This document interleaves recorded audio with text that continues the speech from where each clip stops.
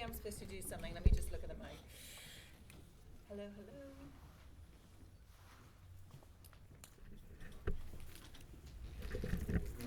Hello, hello.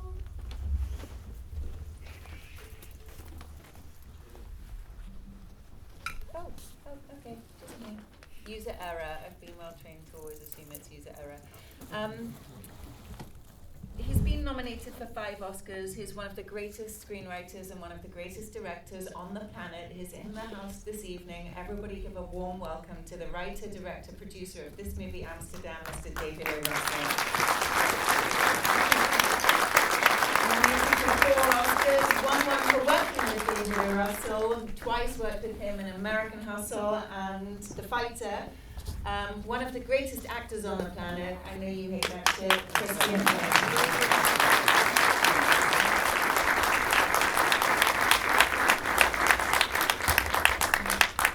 Good evening. Thank you so much for coming along. This is a very special night for us, and we have immense gratitude that you came out to see our film, which we love dearly. It's a special night for us, and we love this film too. And I want to just start by going back to the beginning and asking you both. I know you worked very closely developing the project, but David, where did the idea begin? Can you walk us through your writing process and how it developed? Well, I wanted to make an original picture with Christian. I very much wanted to work with Christian again. So he was my muse and my collaborator from the very beginning. You know, and we met many times during the week. It's great for a writer to have someone to go talk to who's as inspired and warm and creative as Christian is. And wow, it's getting really loud. And that's kind of how the writing process was. It just got louder. So there, that's how it started. And there was research we were doing. You want to create a character you love, which is the heart of the whole movie. He's a master at. From every little idiosyncrasy that I think we should talk about. And you have something huge historically that you can back into, which we didn't know, and most people we knew didn't know. Yeah. And we started actually, we were walking around my back garden right after we made a movie called American Hustle, and you were telling me about that art dealer guy who had injured face. And then we kind of forgot about that, and then he calls me up and we sit in a diner that we went to many times. And it just starts talking about American history initially, right? And different characters, and he was teaching me all about this. And then we just kept doing that for 5 years. And gradually, and drawing on napkins and all sorts of stuff. And this dude wrote like 14 scripts. And incredible stuff, absolutely wonderful. Really, really, really fantastic journey that we went on to get this film made. It is incredible, and there's so much about the history depicted in this movie that I was completely unaware of, and it's so beautifully drawn, and so much is unsaid but visual, and it's just incredible the way everything is layered in this tapestry. But I do want to talk to you about the comedy of it, because I feel like we're not used to seeing you do so much. I know American Hustle was a comedy, but this is one of the greatest comedic characters on screen. It's so layered and brilliant. It's so spontaneous. This guy is alive, and there's so much funny business and mannerisms. And please just start by telling us about the Canterbury Class. I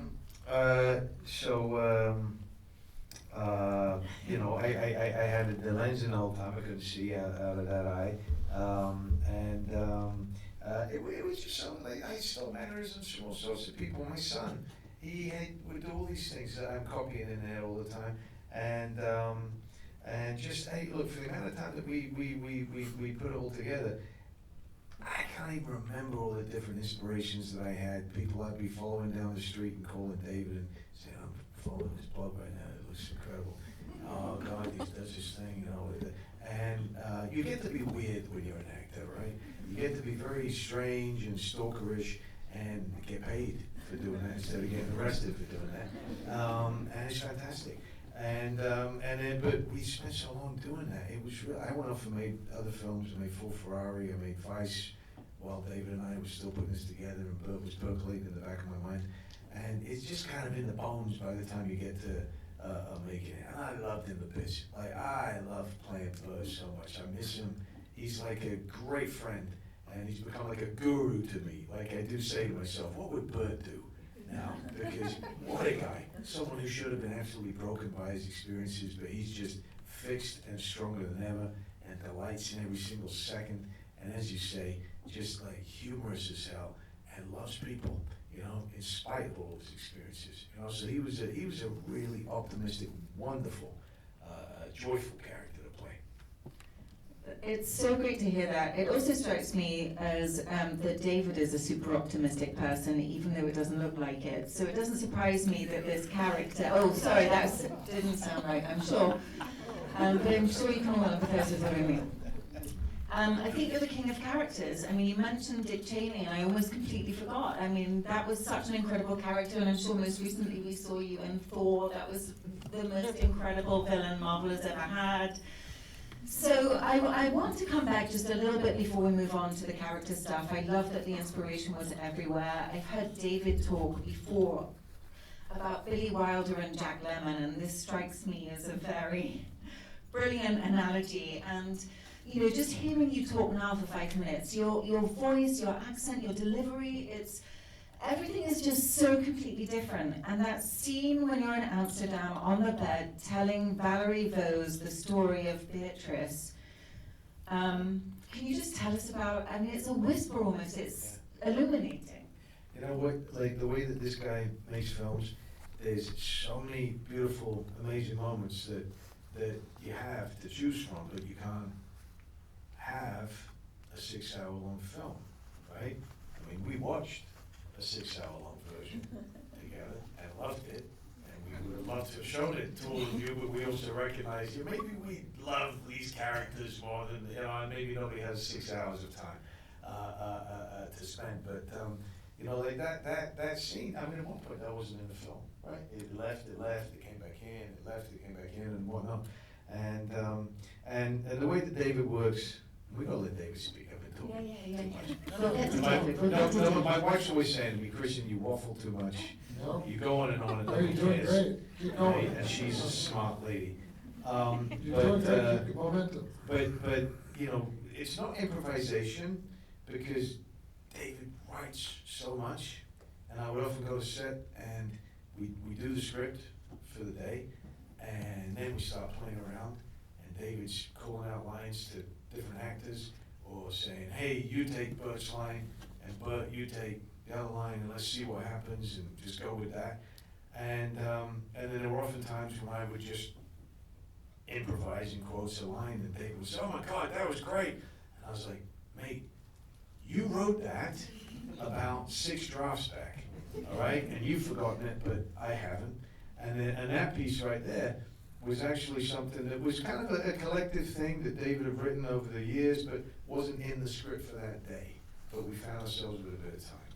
And so we said, and Chibo, oh, what a great DP. He's one of the best artists around. What a collaborator. I loved it. The triangle of you and me and him, that was fantastic.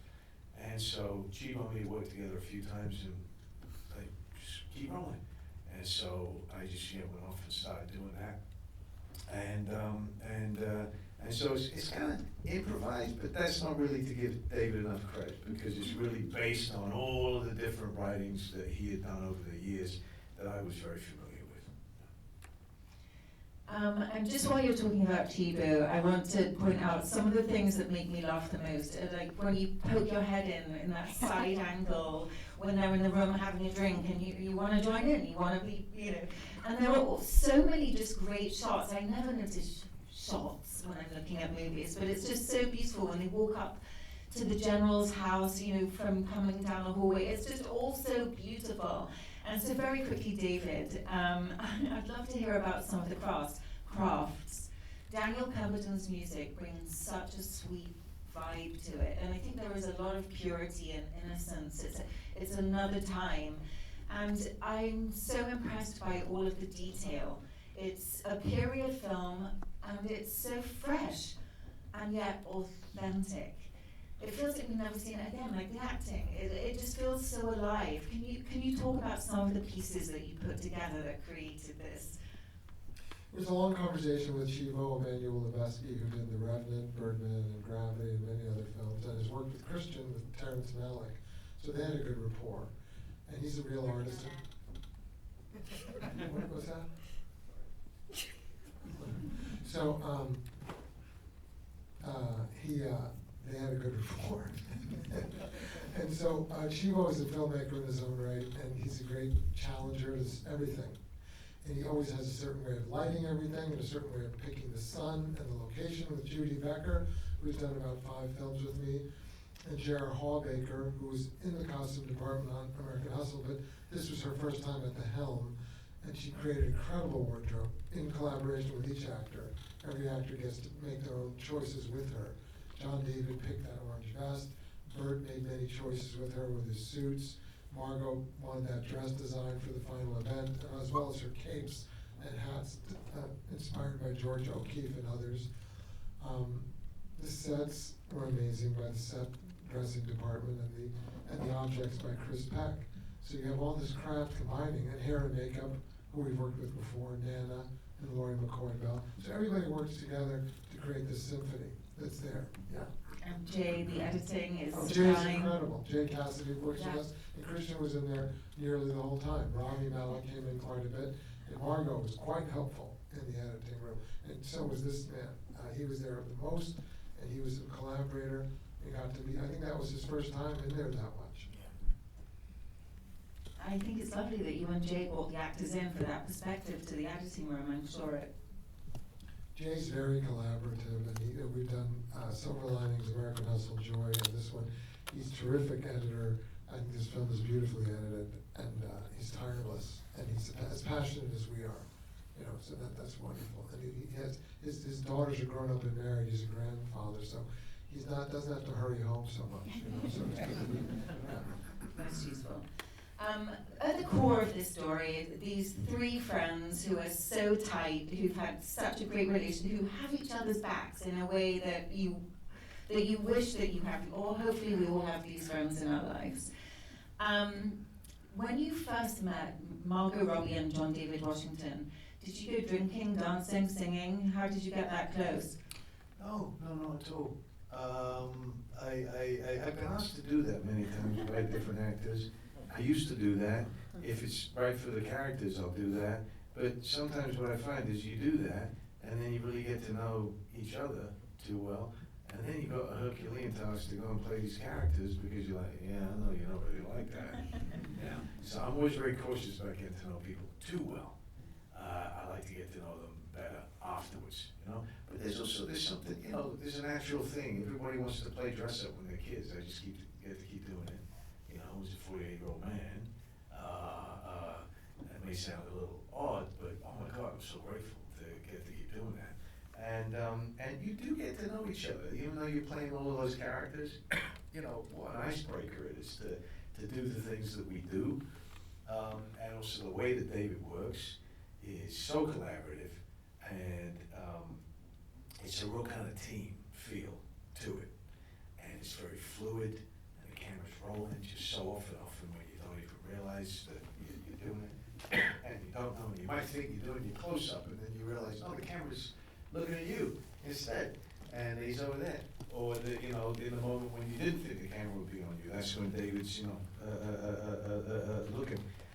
So he's very, very unique, like every great filmmaker is. You know, he's a unique dude, and works in a totally different style to anybody else that I know, and that's why he gets actors who keep on wanting to work with him again and again. So I'm finding it incredible.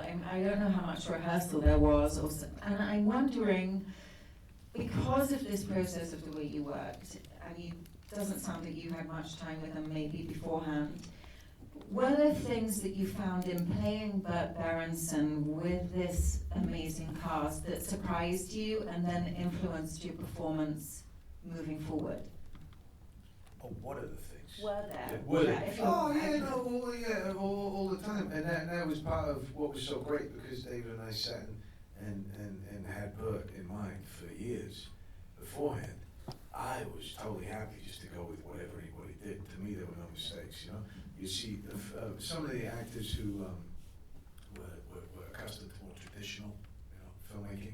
They might on their first day, Bob De Niro is completely used to David, and a number of others. The people who weren't, they would arrive kind of thinking it's going to be a traditional day, and sometimes they were like deer in headlights, and they were standing there like, I don't know what's going on, and this isn't what I expected. And that was so fun to see because you knew, oh, they're going on a journey now, right?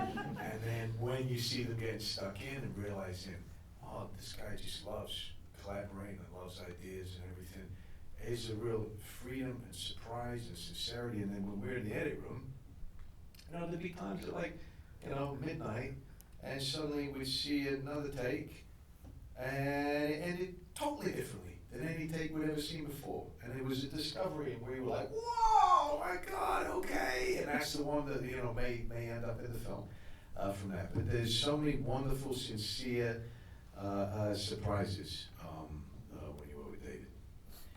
David, I want to have a rapid fire round with you because you are so well known for these incredible ensemble casts. This is no different. So I'd love to break some of them up into little groups and just ask you some very quick questions about this amazing ensemble. First of all, Bob De Niro, another one of the greatest actors on the planet, who you have worked with many times. We know he's a righteous dude, so I'm sure you knew he'd be brilliant in this role. Was there anything that he brought to it that you hadn't foreseen? His dog. Yeah, that's true. I knew it! I knew that must have been his dog. All right, moving on. No, sorry. Don't let me sincere. It's true, but Bob wanted to play this man, and he's very meticulous about it. And Bob is very meticulous. He remembers everything from his life very meticulously, just like this guy remembers the song. And that's a very Bob De Niro line, I'll know it when I hear it, and he's just so precise. And that's how this guy was, the real guy. And you tuck your tie in so it doesn't get caught up in your rifle. Christian went down to Camp Pendleton last night, didn't you, Christian? oh man, yeah, what an amazing time.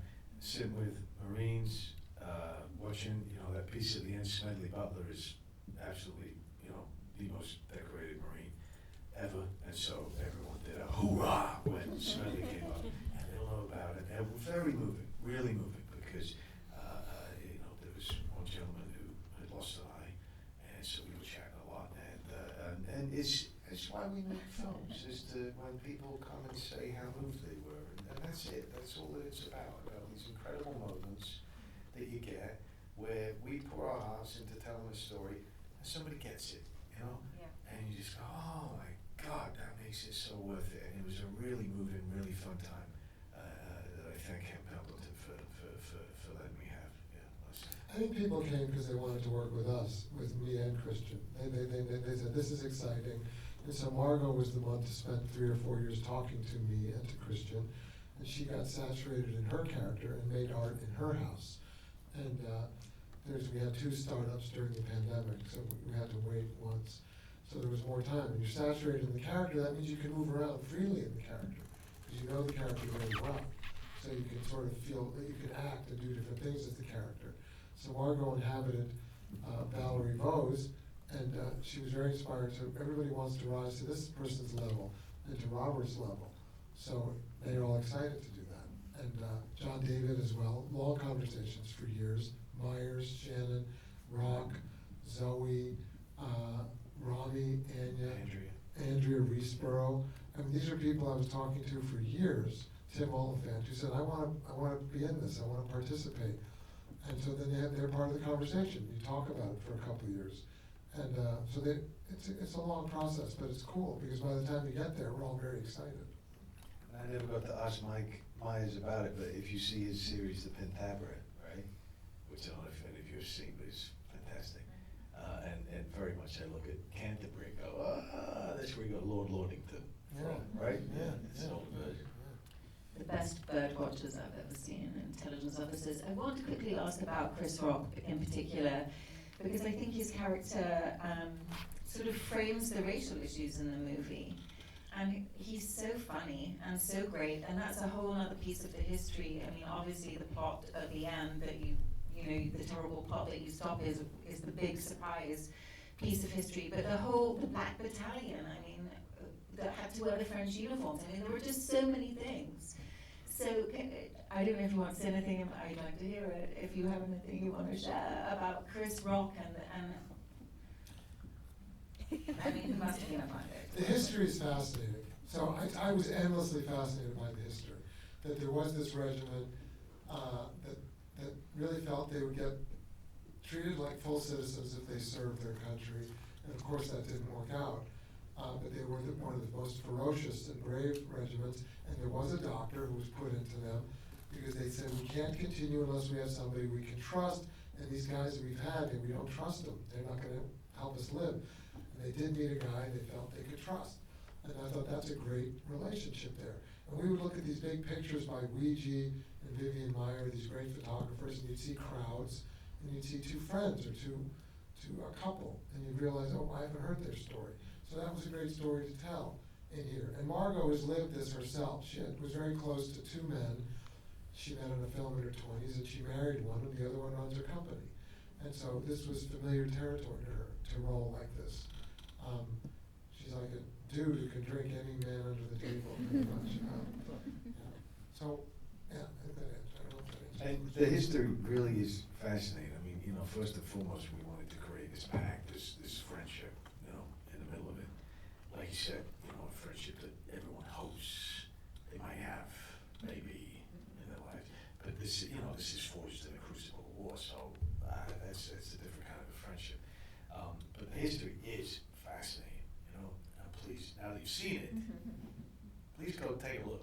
You know, Smelly Butler, the 369th, you know, the business part, etc. You know, there's an awful lot here that is based on fact. Yeah. And who better to testify than Chris? You know, Chris spends he's a professional testifier, right? Yeah. I like watching him tell the truth about all sorts of things, you know. So I love him being that declarative voice. And I've known him for a long time, so I'm comfortable with him, and he's comfortable with me. So he was able to be comfortable on the set in a way I don't think that he was used to. And it was fun for everybody. You had to stay away from him because he would keep you laughing the whole time. And Mike also was always cracking everybody up. You know, it was good chemistry for everybody. And every time they went, the backbone of the story, the heart of the story is Christian, and then Christian and Harold, the great John David Washington. Who's got a great heart and sincerity and immediacy to him, and so and a vulnerability that when he lets down his guard, which is very special, and you respect his guard as well, because it makes sense that he has such a guard. So they're on a journey that really is the unfolding of Margot's layers of who she is. They don't know that she's related to spies of influence. They don't know that. You know, they all speak French and sing in French and in English. These actors did all this. You know, they had to learn things in French and in English. Then they meet the spies. The bird watching is a true story. That's a true story, which you can look up in history. It is true the behavior of the cuckoo. It is true that the research, the guy was kicked out of the society for taking the eggs, and the research did show that bird was a very destructive bird, which is a pattern in nature. Which you gotta have a civilized nest. If you have a civilized nest, watch out. Because there's gonna be some uncivilized birds who wanna take it over. And they'll just go, great, a civilized nest. Let me just put this to good use. I'll bust it out, like in Goodfellas, for myself. But they can't do it unless you build a civilized nest. So there's that, and then they meet Robbie and Anya, who are so special. Nobody talks like them or behaves like them, and suddenly you're in their world. And then it becomes about the general. Suddenly you're in Robbie De Niro's world. And these are all true stations that are layers of the mystery, layers of who Mallory is. Mallory having to play Vertigo, as well as being her strong self. She has to rediscover her strong self. She comes back to life. Because you have that great moment that reminds you of what you were when you were most alive. And that's what they bring back to her. I think these are all reasons why this is such a brilliant, I almost don't want to call it a comedy, even though I feel like it is a comedy, because it's so relevant. Like, it couldn't be more relevant to what's happening now. I think somebody says, what's more un-American than a dictatorship run by American corporations? And, you know, the Italian elections last week, it's just, it couldn't be more now. And so I just want to congratulate you for making such an entertaining delivery about art and love and beauty and kindness with such really deep, intelligent messages for us. Thank you so both. much. That's perfect. Thank you so much for saying that. And thank you all for coming along.